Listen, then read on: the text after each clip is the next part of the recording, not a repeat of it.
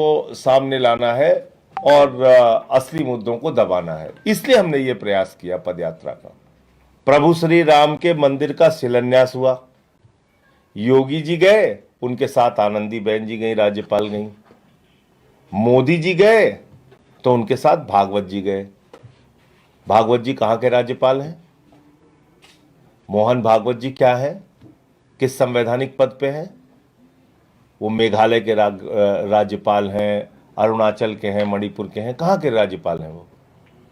किस अधिकार से गए वो? उनके साथ तत्कालीन राष्ट्रपति श्री रामनाथ कोविंद जी नहीं गए, क्योंकि वो दलित समुदाय से थे। फिर मंदिर का उद्घाटन हुआ, योगी जी गए, उनके साथ फिर आनंदीबेन पटेल गई, मोदी जी गए, फिर भागवत जी गए। मौजूदा राष्ट्रपति श्रीमती द्रौपदी मुर्मू जी नहीं गई, क्योंकि आदिवासी समाज से हैं। आप ध्वजारोहण करने आप आए, आप ध्वज फहराने आए हैं, आप फिर महामहिम राष्ट्रपति को आपने आमंत्रित नहीं किया।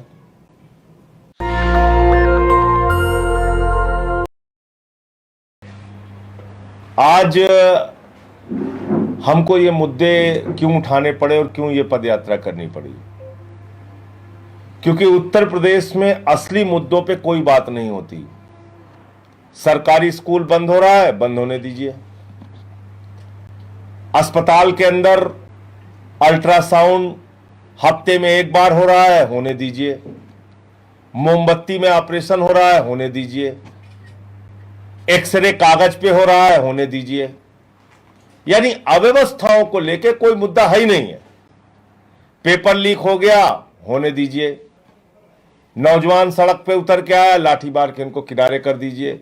और ज्यादा बोले तो मुकदमे लिख दीजिए, और ज्यादा बोले तो एनएसए लगा दीजिए।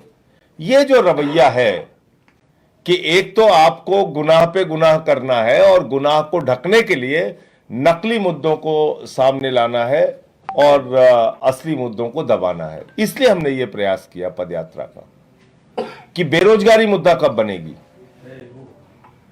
सामाजिक न्याय मुद्दा कब बनेगा। आज उत्तर प्रदेश में जिस प्रकार की घटनाएं हो रही हैं, कहीं एक बुजुर्ग को पासी समाज के उसको मंदिर में पेशाब चटवाई जाती है, कहीं कथावाचक का सिर मुड़वा दिया जाता है, कहीं हरिओम वाल्मीकि की मॉब लिंचिंग करके हत्या कर दी जाती है, कहीं सीआरपीएफ के जवान को घोड़ी पे नहीं चढ़ने दिया जाता है। अभी एक दृश्य मैंने देखा, एक कोई दलित समुदाय का व्यक्ति था, वो घोड़ी पे बैठ गया, शादी में जा रहा था, उसको पूरा एकदम इकट्ठा होकर धक्के मार मार के उसको पीछे कर रहे हैं। ये कौन सा समाज हम बना रहे हैं? मुसलमानों के खिलाफ नफरत फैलानी है, बुलडोजर चलाना है, उनकी दुकान मकान तोड़ना है, लेकिन प्रचार मुसलमानों का करके व्यापारियों को भी नहीं छोड़ना है, उनकी भी दुकान तोड़नी है। दलितों की झोपड़ी भी नहीं तोड़ना है, उनकी दुकान भी तोड़नी है। रेडी पटरी वालों को भी नहीं बख्शना है, उनकी भी दुकानें तोड़नी है। तो मैं सबका आह्वान करता हूं कि जिस प्रकार से 13 दिन की इस यात्रा में अपना समर्थन आप लोगों ने दिया, मैं सबसे अनुरोध करता हूं, विनती करता हूं कि ये अभियान हमारा यहां पे खत्म नहीं हो रहा है।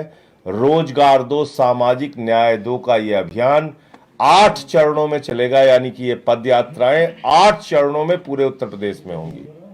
रुहेलखंड में भी होगी, बुंदेलखंड में भी होगी, ब्रज प्रांत में भी होगी, पश्चिम प्रांत में भी होगी, पूर्वांचल प्रांत में भी होगी, अयोध्या प्रांत में भी होगी, काशी प्रांत में भी होगी। तो ये अलग अलग उत्तर प्रदेश के जो हमारा प्रांत है, वो जो हमने अपने सांगठनिक ढांचे में बनाया है, उन सभी प्रांतों में 8 प्रांतों में ये पदयात्राएं रोजगार दो और सामाजिक न्याय दो की पदयात्रा होगी। और उसकी 1 तारीख आप लोगों के सामने मैं आज ऐलान करना चाहता हूं। 25 दिसंबर से लेके 29 दिसंबर तक रामपुर, मुरादाबाद और अमरोहा, ये 3 जिलों को कवर करते हुए हमारी रोजगार दो और सामाजिक न्याय दो की पदयात्रा होगी। इन 3 जिलों के अंदर जो भी वहाँ के लोग हैं, उनको हम जोड़ने का प्रयास करेंगे। आसपास के गांवों के लोग, बाजारों के लोग, वहाँ के शहरी, वहाँ के नागरिक, उन सबको इस मुद्दे से जोड़ने का काम करेंगे। और आह्वान मैं करता हूँ, अपील करता हूँ कि जो लोग इस बार की पदयात्रा में पीछे रह गए, किसी कारण से शामिल नहीं हो पाए, तो अभी आपके लिए 8 चरण है, मौका है।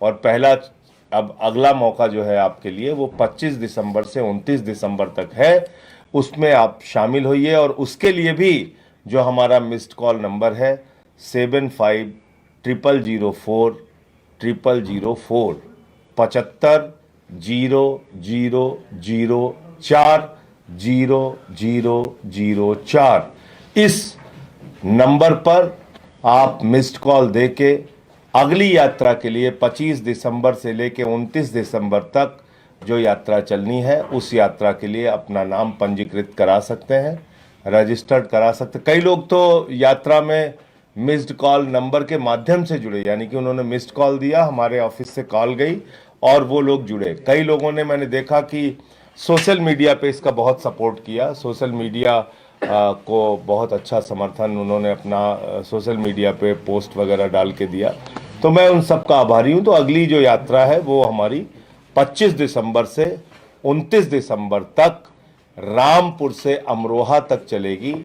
और इस यात्रा से जुड़ने के लिए मिस्ड कॉल नंबर हमारा है 7500040004। तो इस यात्रा में सब लोग जुड़े, ऐसा मैं अपील करता हूं। अब एक बहुत ही गंभीर और महत्वपूर्ण विषय है जिस पे आपसे बात करनी थी। एसआईआर चल रहा है उत्तर प्रदेश में और देश के कई राज्यों में, और इन एसआईआर की प्रक्रिया में अब तक 19 लोगों की जान जा चुकी है और इनमें से 19 दिन में 17 लोगों की जान गई है। अलग अलग, ये पुरानी रिपोर्ट है। 17 लोगों की अब तक जान जा चुकी है। 4 मध्य प्रदेश, 4 गुजरात, 3 बंगाल, राजस्थान, तमिलनाडु, केरल में 3, ऐसे और भी 1-2 मौतें और हुई हैं। तो मेरा ये कहना है कि ये तमाम खबरें हैं उससे जुड़ी हुई कि आप एसआईआर करा रहे हैं या गन पॉइंट पे, कनपटी पे बंदूक लगा के मोदी जी का एजेंडा पूरा कर रहे हैं। आप किस लिए चुनाव आयुक्त बने हैं? आप कनपटी पे बंदूक लगा के बीएलओस को घोटाला, घपड़ा, गड़बड़ी करने के लिए इतना दबाव बना रहे हैं कि वो आत्महत्या कर ले रहे हैं, अपनी जान तक दे दे रहे हैं। इनकी मौतों के लिए जिम्मेदार कौन है? कौन जिम्मेदार है इस घटना के लिए? सीधे तौर पे इस देश के मुख्य चुनाव आयुक्त अज्ञानेश कुमार जी जिम्मेदार हैं। मोदी जी का एजेंडा पूरा करने के लिए, भारतीय जनता पार्टी के एजेंट के तौर पे काम करने के लिए वो इस स्तर तक नीचे आ चुके हैं कि आप मरते हो मरो, लेकिन मोदी जी का काम पूरा करो। मरते हो मर जाओ, लेकिन बीजेपी का काम पूरा करके दो। यह काम हो गया चुनाव आयोग का। उत्तर प्रदेश में 563 लोगों को एसआईआर का शिकार बनाया गया अब तक, जिसमें से 181 आंगनबाड़ी हैं जिनको टर्मिनेट कर दिया, पूरी तरीके से उनकी नौकरी खत्म कर दी। इतनी तानाशाही में मत रहिए। कितनों को सस्पेंड कर दिया, कितनों को नोटिस दे दिया। उत्तर प्रदेश में हो रहा है, और किस नाम पे हो रहा है? कह रहे हैं साहब हम एसआईआर कर रहे हैं, इससे घुसपैठिया भगाना है। अब घुसपैठिया भगाना है तो बिहार में कितने नाम काटे आपने? 80 लाख। इसका मतलब 80 लाख घुसपैठियां हैं बिहार में। तो एक सागर वैद्य नाम के, मैं अगर नाम सही बोल रहा हूं, रिटायर्ड आईएएस हैं बिहार में, पति पत्नी दोनों का नाम काट दिया। विद्यासागर, पति पत्नी दोनों का नाम काट दिया। तब तो वो बांग्लादेशी हो गए, उनको डिटेंशन सेंटर में रखा जाएगा।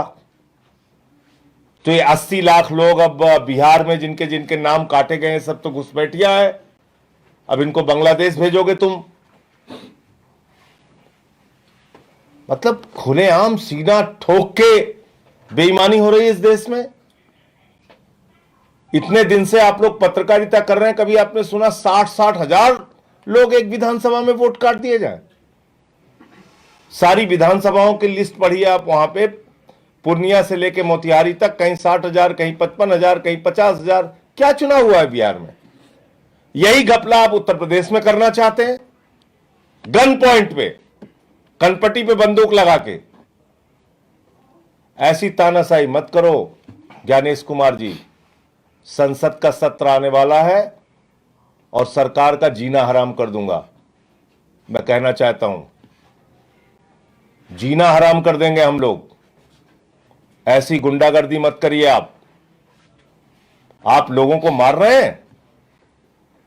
मैं मांग करता हूं, ये 17 बीएलओ जो मारे गए हैं अब तक, हत्या का मुकदमा ज्ञानेश कुमार के खिलाफ होना चाहिए। इनकी हत्या की है उन्होंने, ये उनके दबाव के कारण मरे हुए लोग हैं, अपनी जान गंवाने वाले लोग हैं। 1 महीने में क्यों चाहिए आपको सारी डिटेल? ये एसआईआर का फॉर्म है, अभी आप लोग पत्रकार हैं, अभी आपको दे दिया जाए, इसको भरने में 3 दिन लगेगा आपको। एसआईआर का ये फॉर्म है और एसआईआर के फॉर्म में इतनी सारी आपने डिटेल मांगी और कह रहे हैं 1 ही महीने में सब पूरा करके हमको दे दो। कब चुनाव है उत्तर प्रदेश का? 2027 के फरवरी मार्च में चुनाव है। करीब करीब 1.5 साल अभी चुनाव बचा हुआ है। आपको 1 महीने में ही सारी डिटेल चाहिए। कहते 2003 में भी हुआ था। कितने बड़े झूठे हैं ये ज्ञानेश कुमार, कितना बड़ा झूठा आदमी है। 8 महीने लगे थे उस एसआईआर को, और वो भी एसआईआर के नाम से नहीं था, आईआर था वो, गहन पुनरीक्षण था वो। ये विशेष गहन पुनरीक्षण कर रहे हैं 22 साल के बाद। इसमें विशेष जोड़ दिया इन्होंने। और उस वक्त जो आईआर हुआ था उसमें जो घर का मुखिया कह देता था, जो डिटेल मिल जाती थी उसको मान लेते थे। अब फॉर्म पकड़ा दिया, फॉर्म भरो। यादव हो 12 वोट है 3 फॉर्म देंगे। मुसलमान हो 18 वोट है 5 फॉर्म देंगे। पासी समाज के लोग हैं जो लोकसभा में विपक्ष को दिए थे, ठीक है 5 वोट है 1 फॉर्म ले जाओ। कुर्मी समाज के लोगों ने वोट नहीं दिया था लोकसभा में, चलो इनके घरों में कम फॉर्म भेजो। ये होगा और हो रहा है, देख लीजिए, पता कर लीजिए हो रहा है कि नहीं हो रहा है। मेरे एक मित्र हैं, उनके घर में 3 वोट है 2 फॉर्म दिया है। मेरे मित्र हैं 3 वोट है। ऐसे हर जगह हो रहा है। तो इतना बड़ा घोटाला हो रहा है, खुलेआम घोटाला हो रहा है, फिर चुनाव का क्या मतलब रह जाएगा? इतने बड़े पैमाने पे अगर घपला हो रहा है उत्तर प्रदेश में। एसआईआर एक बहुत बड़ा चुनावी घोटाला है और आने वाले संसद के सत्र में इसके खिलाफ मजबूती से हम लोग लड़ाई लड़ेंगे। सरकार को चैन से नहीं बैठने देंगे। और इस प्रकार का एसआईआर ये नौटंकी है। कोई घुसपैठिया आपको नहीं पकड़ना है। 80 लाख अगर घुसपैठिया है बिहार में जिनके नाम आपने काटे हैं, फिर तो प्रधानमंत्री को इस्तीफा दे देना चाहिए। गृह मंत्री को चुल्लू भर पानी में नाक रगड़ लेनी चाहिए। उनको अपने पद पर रहने का अधिकार नहीं है। विदेशी नागरिक मात्र 315 मिले पूरे बिहार में, जिसमें 78 मुसलमान थे, बाकी नेपाल के हिंदू थे। आप झूठ बोल रहे हैं, देश के लोगों को गलत जानकारी दे रहे हैं। बताइए ना कितने विदेशी नागरिक मिले आपको पूरी प्रक्रिया में बिहार में? आप बोल नहीं सकते, आपकी हिम्मत नहीं है, क्योंकि आपके मन में एक चोर बैठा हुआ है, घोटाला करने वाला। तो इसलिए ये बात भी आपको बतानी थी कि ये सारी जो बीएलओस की मौतें हुई हैं, इसके लिए सीधे तौर पे ज्ञानेश कुमार जिम्मेदार है। और एसआईआर जब यहाँ पे चुनाव 1.5 साल के बाद है, तो 1 ही महीने में आपको सारी डिटेल क्यों चाहिए? क्योंकि आपको गड़बड़ी करनी है। 3 महीने में क्यों नहीं कराते, 4 महीने में क्यों नहीं कराते, क्यों नहीं 8 महीने फिर लेते तुम, क्यों सब कुछ इतनी जल्दी चाहिए तुम्हें? तो ये बात मुझे कहनी थी। सर, प्रधानमंत्री और जो है अयोध्या पहुंचे हैं, जो भगवा कलर लहराया गया है, वही कहा कि जो पहले ही अयोध्या था, अब अयोध्या में जमीन आसमान का फर्क हो गया। देखिए, जमीन आसमान का फर्क हुआ है और आप जाइए वहाँ पे। मुझे लोग मिले थे, किसान वहाँ पे आए थे, उनसे अयोध्या डेवलपमेंट अथॉरिटी ने 1 लाख रुपए विस्वा में जमीन, 4 लाख रुपए विस्वा में जमीन ली, और वही जमीन लोढ़ा बिल्डर 1 करोड़ 80 लाख रुपए में बेच रहा है। ट्रस्ट ने 45 लाख रुपए विस्वा जमीन ली और एडीए ने, अयोध्या डेवलपमेंट अथॉरिटी ने 5 लाख रुपए विस्वा जमीन ली।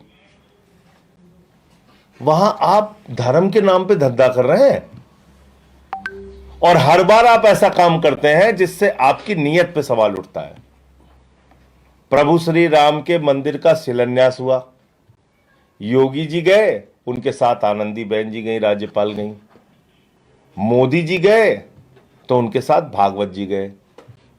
भागवत जी कहां के राज्यपाल हैं? मोहन भागवत जी क्या है, किस संवैधानिक पद पे हैं? वो मेघालय के राज्यपाल हैं, अरुणाचल के हैं, मणिपुर के हैं, कहां के राज्यपाल हैं? वो किस अधिकार से गए? वो उनके साथ तत्कालीन राष्ट्रपति श्री रामनाथ कोविंद जी नहीं गए क्योंकि वो दलित समुदाय से थे।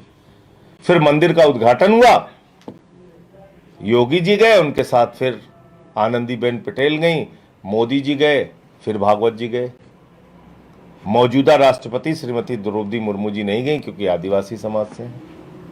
आप ध्वजारोहण करने आप आए, आप ध्वज फहराने आए हैं, आप फिर महामहिम राष्ट्रपति को आपने आमंत्रित नहीं किया। तो ये भेदभाव क्यों है भाई? सांसद जी को नहीं बुलाया, देश प्रसाद को। एक पासी समाज से वहां के सांसद हैं, वो भी दलित समाज से हैं, उनको भी आपने नहीं बुलाया। तो आपने टेंडर ले रखा है क्या हिंदू धर्म का? आपको ठेका मिला है? तो इसलिए ध्वजारोहण करने आप आ रहे हैं तो आप बताइए कि आप क्या कर रहे हैं इस प्रदेश के लिए, इस देश के लिए। आप तो नौजवानों को कहते हैं गोबर से रोजगार मिल जाएगा तुमको। जिन लोगों का घर तोड़ रहे हैं वो हिंदू नहीं है, जो पेपर लीक से परेशान है, जिनको लाठियों से पीटते हैं आप, वो हिंदू नहीं है। तो इसलिए ये आप ध्वजारोहण करिए, बहुत अच्छी बात है, लेकिन असली मुद्दों से ध्यान भटकाने की ये जो कोशिशें होती रहती हैं बीच बीच में, ये चालाकी भी हम लोग खूब समझते हैं। सर, खबरों के अनुसार यहाँ एक मंत्री जी हैं AK शर्मा जी, गर्मी के महीने में लोग चिल्लाते हुए बोले कि अरे मंत्री जी देखिए लाइट नहीं आ रही है, हमारे बच्चे कैसे रहेंगे, हम लोग तो परेशान हो गए। बोले जय श्री राम। ऐसे थोड़ी होता है। भगवान श्री राम ने आपसे कहा है कि आप उत्तर प्रदेश के लोगों को बिजली मत दीजिए। कांग्रेस की तरफ से बयान आया है कि पीएम मोदी को धार्मिक कार्यक्रम में बार बार इसलिए जाना है क्योंकि उनको सिर्फ वोट चाहिए। धार्मिक कार्यक्रम में बार बार क्यों जा रहे हैं? इसके साथ साथ असली मुद्दों से ध्यान भटकाना है। असल मुद्दा क्या है? चलिए हम ध्वज फहराते हैं, बेरोजगारी के खिलाफ आए, ध्वज फहराएं जी।